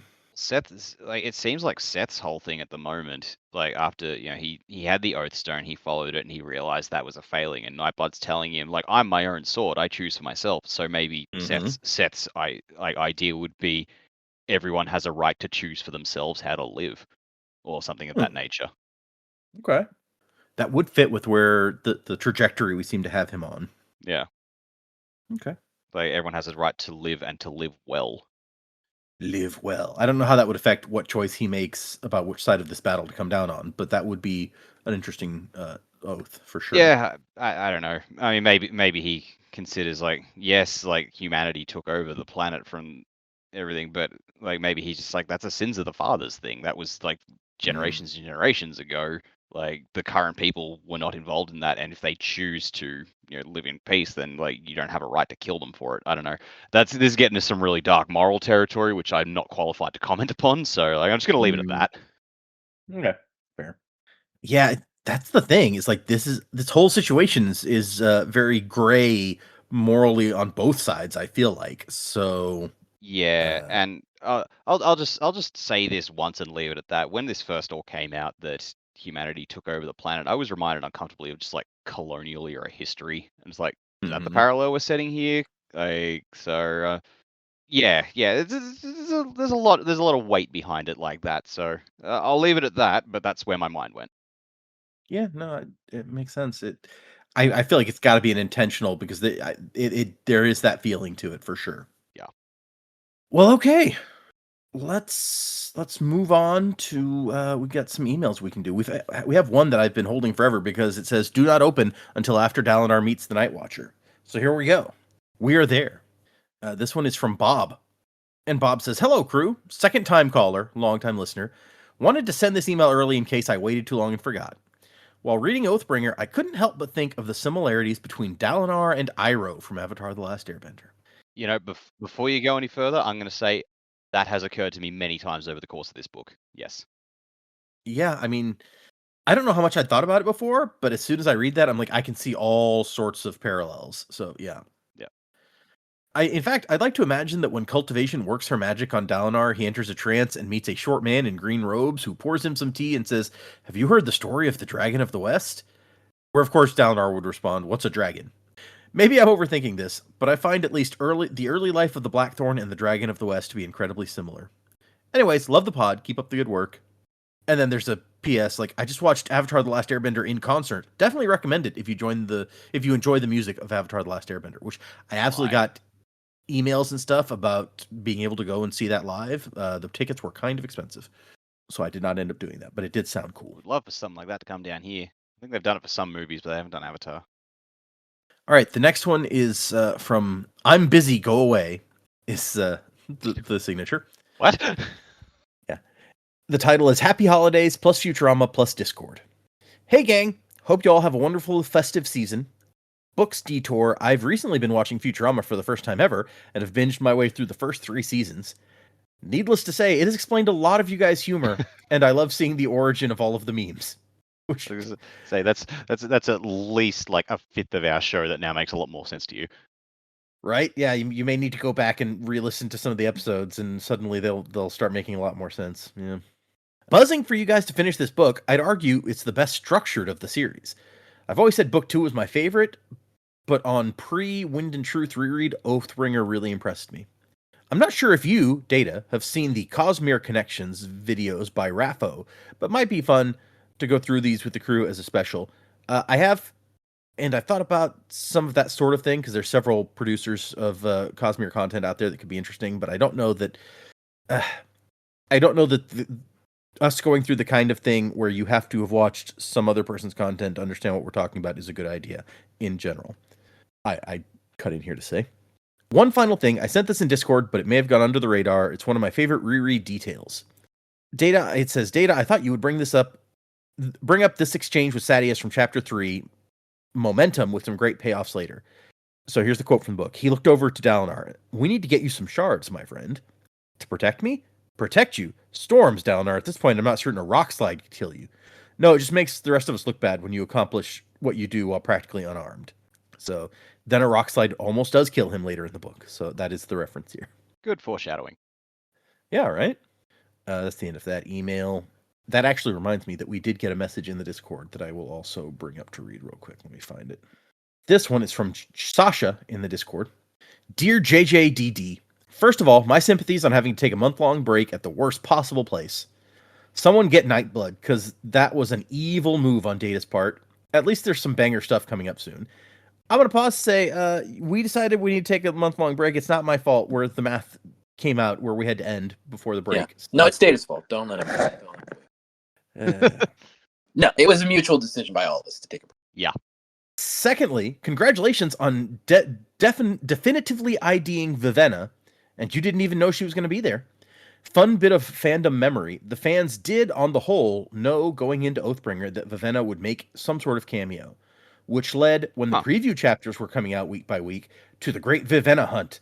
Every time a remotely female new or minor character showed up on page, people would pounce on her. Random elderly ardent? Maybe it's Vivenna. Dark-eyed woman standing in the back of the room? Vivenna. Some guy's wife with 2 lines of dialogue? Just saying, might be Vivenna.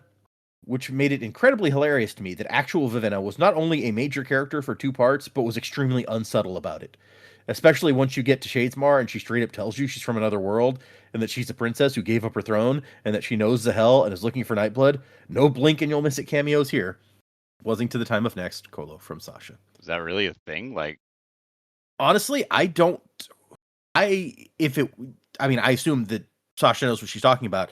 I was not apparently involved in the community right before Oathbringer came out to the point that I was aware of that. Okay. I think it was, hold on, when did Oathbringer come out? Oathbringer release date. That was 2017. So, I mean, it wasn't all that long ago. I definitely had read most of Brandon's books by that point. So I don't know. That's maybe I just wasn't on top of the rumors in the fandom, because I don't remember that. So that is a very cool thing, even for me. I appreciate the info, Sasha. Neat. Yeah, that is super cool. The Vivenna hunt. Yeah. I mean, I wonder, how do they know Vivenna was going to be appearing in the book? Like, did Brandon just say, "Oh yeah, Vivenna's in this one"? I mean, that's what it sounds like, right? That he must have made some sort of announcement, or maybe just a hint that, like, hey, somebody's going to show up. He had told us by that point who he told us after the second book came out who Zahel was. Yeah. Or confirmed that it was Vasher. So maybe it came out of that somehow. He's like, yeah, Vasher's in this one. Vivenna's going to be in the next one. Maybe. Oh, it just seems like an odd detail just to just casually throw out there. Right? Yeah, that I need to go back and look into this some more, because that does make me curious. All right, let's do one more because it has a review attached. Oh no, hold on. I may be lying to you. Yeah, this one does not. It has a screenshot, but it's not a review. But anyway, it's short, so we'll do one more quick one, and then this one is titled Podcasting Binge. And it says, "Hi, it's Zach O'Brien. Wow, it's only been 6 months since I started listening to your podcast. I took a short break in the middle because I didn't want to get burned out from listening to 2 or 3 episodes a day, sometimes more. I'm almost done with Way of Kings in the podcast, and I'm in the middle of chapter 67 in Oathbringer for my personal Cosmere read-through. I would rate the podcast, but I want to catch up before that. Anyway, enough of me babbling. Wasn't to the time of next. Colo, Vasher, Crabs Ahoy, Happy Cup Collecting. Oh wait, that's a spoiler. I just got my Spotify Wrapped, and this is what I got for podcasts." And he sent a picture. "Your top podcast was the Sanderlanche for the year. You streamed 7,235 minutes. Wow, look at you. Yeah. I hope you've enjoyed it, Zach. I assume if you're listening to 2 episodes a day, you were having a good time, so we appreciate you. We got several more emails, but we'll save those for when we come for the next episode. We'll save those for the next time. We also have some new patrons. All right, we got 3 new patrons this week, since our last recording, I should say. I will note, if we got any new patrons since then, this is up to the time of our recording, this is the one time we managed to record in December. So this episode won't come out for a little bit. So if you become a patron after this, just hold on. We'll get there. The first new patron we have at the misting level is Gregor. Gregor, you are a brute. You store physical strength. Next, at the Ska level, we have Etch. E-T-S-C-H. I would pronounce that as Etch. Okay, Etch, you store fortune. You're a spinner. Ooh, I like that one. And then finally, at the Ska level, we have Emily. Emily, you are a subsumer. You store energy. So thank you guys for joining the Patreon. If anyone is interested, I am in the middle of posting my reactions as I read through Isles of the Emberdark for the first time. So not nearly as many episodes of that as of Wind and Truth, but there's still a decent number. Let's see here. I think there's about 20 total episodes of that book of Emberdark. So those will last us a little while on the Patreon. And then after that, we got the new short story collection from the convention, Tailored Realities, and I'm going to read at least one of those for the Patreon as well. So most of the stuff in Tailored Realities is stuff that we've already read, stuff like Perfect State and I Hate Dragons, and what was the one where the sci-fi one about the guy who was a clone of the other guy? And there was Firstborn? ship battles and stuff. Yes, Firstborn. Thank you. I didn't read that one. I don't. No, I think that was one of the ones when you were out and me and Dak and Jamie read some little stories. But there's a brand new one called Moment Zero, which came out, and that's the one that I'm going to do for the Patreon after this. Neat. He also did, I don't think I'm going to read it for the Patreon, partially because I've already read it without thinking about, wait, maybe I should wait. But he did a microfiction, a like 500 word thing, just as like, I think he said that somebody was like, hey, you should try this as a challenge. Can you do this microfiction? And he mentioned it at the convention and he was like, yeah, I did this. And I thought it made perfect sense. But when, some of my other people read it, they didn't quite understand what I was going for here. So maybe that's just not my forte, is the microfiction. So I read it. It was kind of interesting. But then when you read his notes on it afterwards, because he has a little a page or so after each story explaining, I first wrote it for this. Here's some information about why I wrote it or what I wrote. Yeah, there was definitely a lot more thought and nuance behind it than I picked up when I read the story. So it's kind of fun to see him try to do something in 500 words. But anyway, so at the very least, Moment Zero I will read for the Patreon after I'm done posting that. So if you want to join our Patreon and hear me reading those reading things for the first time and reacting to them, check that out, and Joe will assign you a faring power. Or you can leave us a 5-star review on whatever platform you listen to podcasts on. Send us a screenshot of that at our email address, thesanderlanche@gmail.com, and Joe will give you a misting power. So if you do both, you can be a twinborn. Speaking of the Patreon, I might just jump in here. Yeah. So in the next month, I think I mentioned last time my D&D campaign was wrapping up after 4 years, and we are going to do another one next year. But in the interim, my DM has decided to run a quick little game of the Stormlight Archive tabletop game over Discord, which I'm going to be joining. It's going to be a short one, so like only 2 sessions, and that's going to be sometime in January. But if people are interested, maybe for the Patreon, like with all the other players' permission, of course, maybe I could narrate a recap or something just for fun. So if you're interested in that, shoot Data a message somehow. If anyone's concerned, my DM Chris, he has said, lore-wise, it's only going to cover things from up until the end of Words of Radiance, so there'll be nothing that will be spoiled. Actually, only he and one other player have even read past us, so and that other player has been sworn to secrecy. So I'm actually going to know more at the table than most of the people playing, so that'll be fun. But yes, like Chris and the other guy who have read more, they're both sworn to secrecy. Chris takes our no spoiler thing very seriously. He told me he fears our spoiler snipers. I tried to impress upon him that the Sanderlanche's official stance is murder bad, but his response to that was murder versus spoilers. What wins? I'm like, right.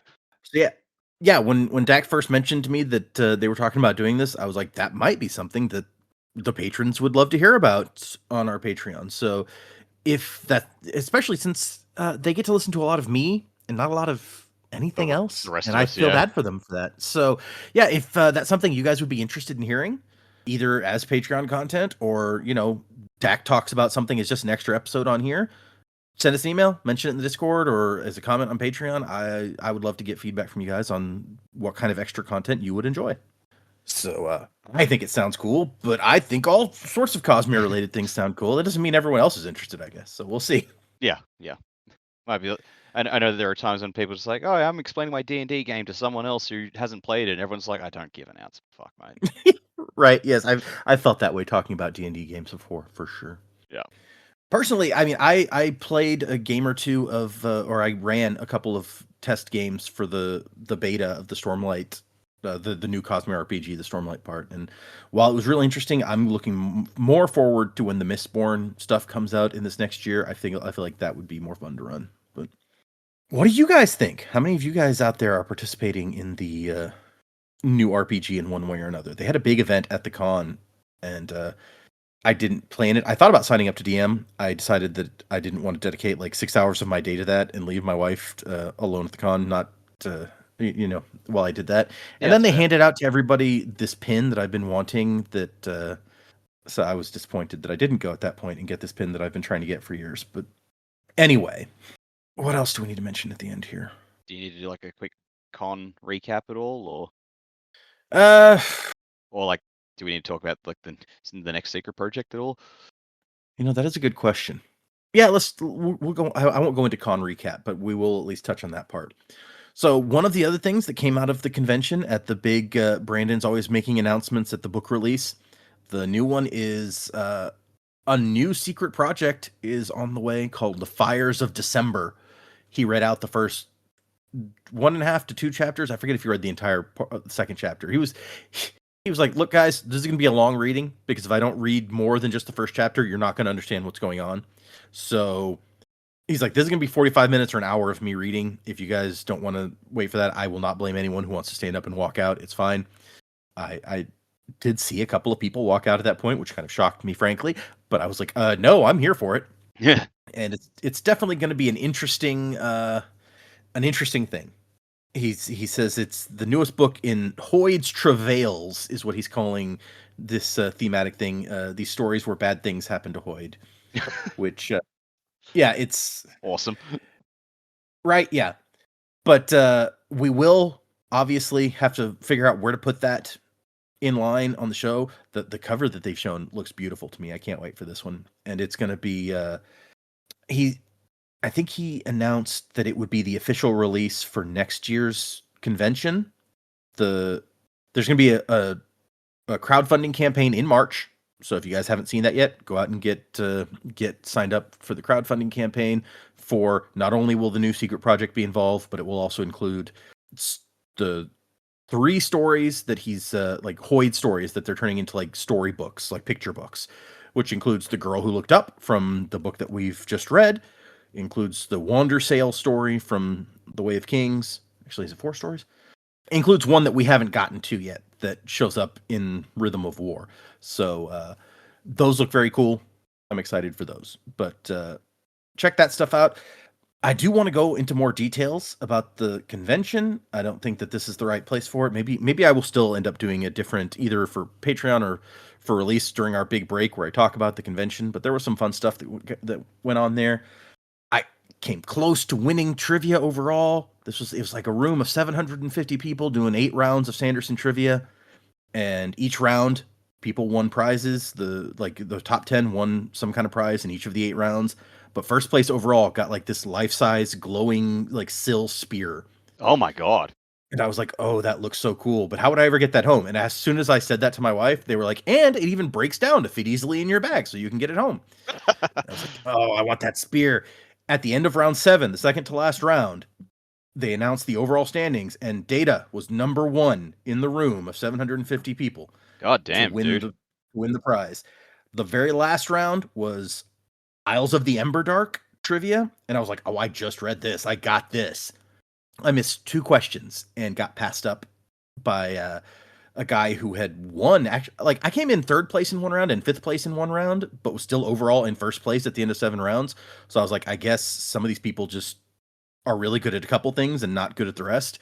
I just had a good average across all of them. But a guy who'd won 1st place in like 2 or 3 rounds was in 2nd place, and he passed me when I missed those 2 Emberdark questions and took 1st place. So, oh shit, so close. But yes, there was lots of fun stuff like that from the convention that I would like to talk about. So maybe I'll do a separate audio of that, but probably not the right time to get into it right here. So yes, if you'd like to send us an email like some of the folks did today, the address is thesanderlanche@gmail.com. Find us on Instagram, and I already talked about Patreon, Facebook, all those sorts of places on the internet. Remember, for next time, we're doing 3 more chapters, 117, 118, and 119, which will bring us... There's only 122 chapters plus an epilogue in this book, so we will have just 3 chapters left, plus epilogue and endnote, but also 3 episodes left, because 2 of those episodes are 1 chapter long. So we're real close to the end of this book. 3 chapters for next time. If you're reading along, read those 3. Music by Miracle of Sound, and Wasing to the Time of Next. Colo? PS Fashion. Haha, I'm Syl. Corona's wide, supernovas die, fractured in the fateful fall of man. Feel the heart raging, strength unseen, unity will bring the upper hand. So look to the break of dawn, to the break of dawn.